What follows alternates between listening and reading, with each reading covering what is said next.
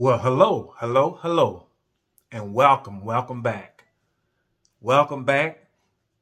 I am the Lawman, and this is my channel, X the Lawman. And I know I've been away for a few days, but I'm back. Or, like some people would say, where I'm from, I'm back. But yeah, I missed you guys, and I would like to say I pray that everything is going good with you, and peace and blessings. Um, I was thinking about what I was going to talk about today, and I was thinking because I saw a video on, I think it was TikTok, and y'all got to bear with me while I learn how to work this channel because I'm going to be reacting to some videos every now and then, and I got to figure out how to small my face down and put the video on the screen. But I'm a working process, and I promise you I'm going to figure it out as we grow bigger. I would like to also thank my supporters. I've had a few people sew into me, and big shout out, and I appreciate it. And you will be remembered as we go through this journey. So I was thinking, well, what would I talk about today? And I kind of remind me of the video I did. I think one of my earlier videos, "Hush Your Mouth." It was talking about what you say, but this "Hush Your Mouth" is different. This is when a police officer confronts you. Shut your mouth. Shut up. Shut up. Shut up. Shut up. Yeah, that's right. And my fellow officers, here's the thing right here. I know some of you not gonna like what I reveal, but if people do their own study, they can find this stuff out. There's no secret to this. And only the crooked ones will have a problem. But good cops, hey, I don't have a problem. And I would like to send a shout out to the trolls too, because I got trolls. But that's okay. That means that I'm doing something right. But anyway, shut up. Just hush.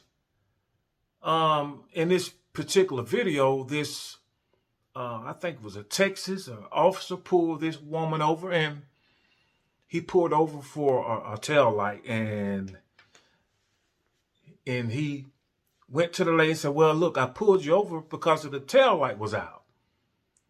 And she's like, "Yeah, I knew it was out, and I'm supposed to have it fixed."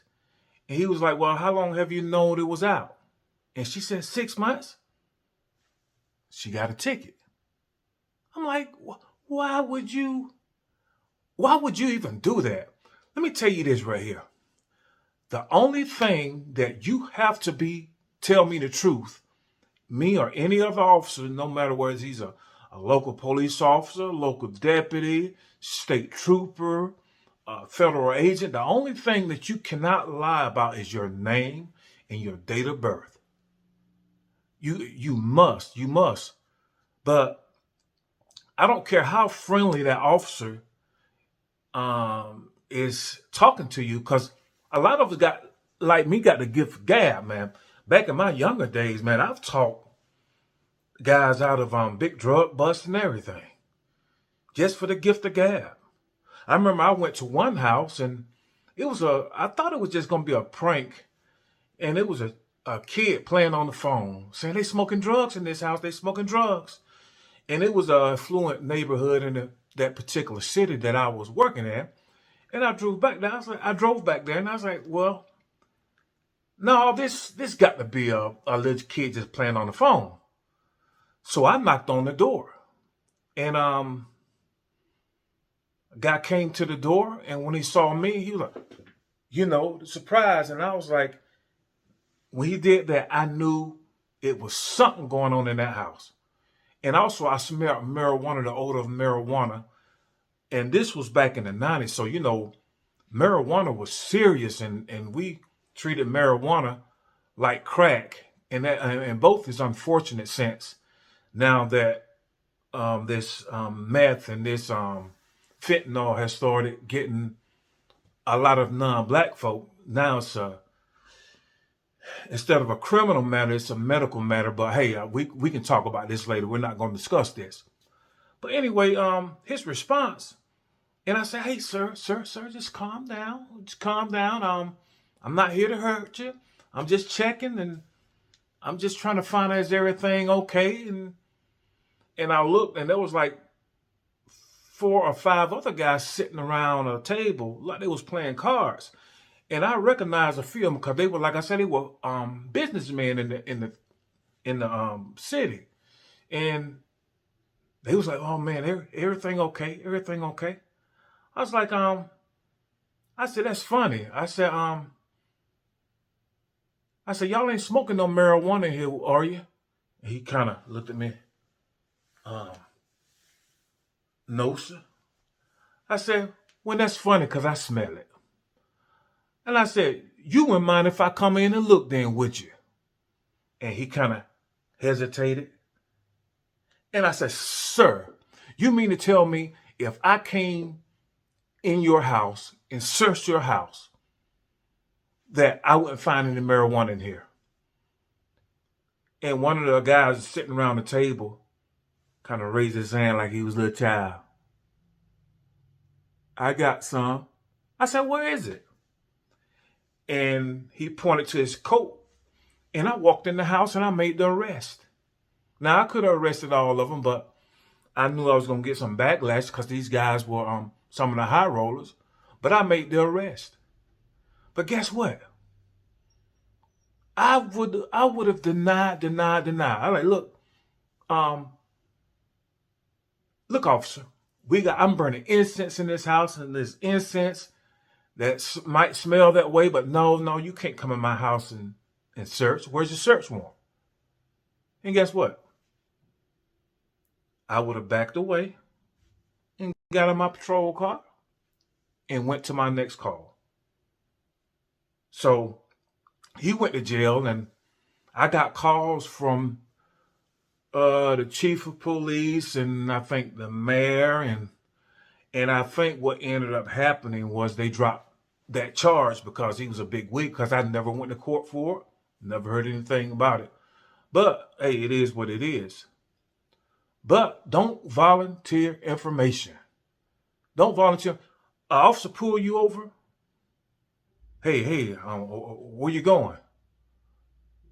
It's not my business where you going.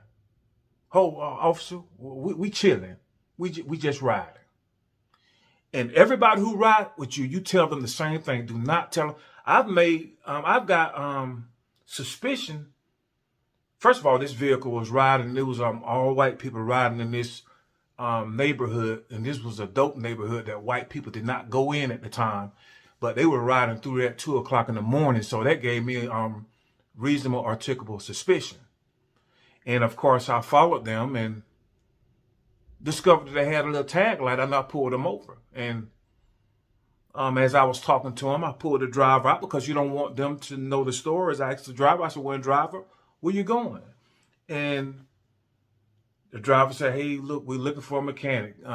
We know a mechanic over here. And I'm just writing, because I'm going to write you out a warning and stuff like that. I'm not going to write you a ticket. And I was like, okay, all right. Pull the front passenger out. Where we going? Well, we going to such and such. He said something different. Pull the real passenger out. She said, we going to such and such. And then by then I had called my backup, and I went to the driver and I say, hey, driver, man, look, everything works out perfectly. I'm going to write you a warning, and I'm going to let you go. And see, that's psychology, because what I'm really doing, I'm setting him up. Now he's thinking, oh, man, we're getting ready to drive away from this. And then as he signed a ticket, I give him a ticket, which is a warning. I say, sir, thank you, and y'all have a good night, and y'all be safe. Oh, and his heart just, thank God. That's it. By the way, y'all don't have anything in this car like drugs, guns, or anything that you shouldn't have in this car, do you? And he was like, no. I said, good. You wouldn't mind if I searched then, would you? And he gave me permission to search. And I pulled out, it was like a pound of marijuana. So My thing is never volunteer nothing. Never volunteer nothing. Don't be like Usher. This is my confession.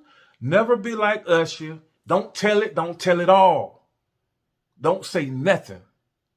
If that would have been me, that state trooper pulled over in Texas, and I knew my tail light been out a year, and he was like, did you know your tail light was out? I'd have been like, really? Oh, man. Officer, I didn't know that. Hey, do you mind if I get out and look? It must have just went out because I just checked my lights day before yesterday. So remember, never volunteer. It is not against the law to lie to us, just like we can lie to you. Like we can be dishonest to you. I don't care how, when the officers asking you questions, and we can seem like we're being real friendly and we get you to trust us, but we are steady building our case against you. We use stuff like, hey, buddy, you know what? You know, man, and I understand. I've been young once. So if you got anything in this car, you know what? We're going to work something out with you. All you got to do is be honest. That's all you have to do. And then you go volunteer something. Oh, turn around, you're under arrest. Well, I thought we were going to work something out. Well, I'm going to mention to the judge how cooperative you were. But guess what? That's not going to help your case. So don't fall for it. Don't be like Usher. Don't be like Usher. I got a few more questions to answer, and I'm going to be coming back in another couple of days to answer those questions. But remember, if you have any questions for me, you can reach me at askthelawman@gmail.com. askthelawman@gmail.com. And if you ask me, I'm going to have the answer for you, because that's what we do. And I would like to tell you all, we love you, and peace out. Thank you.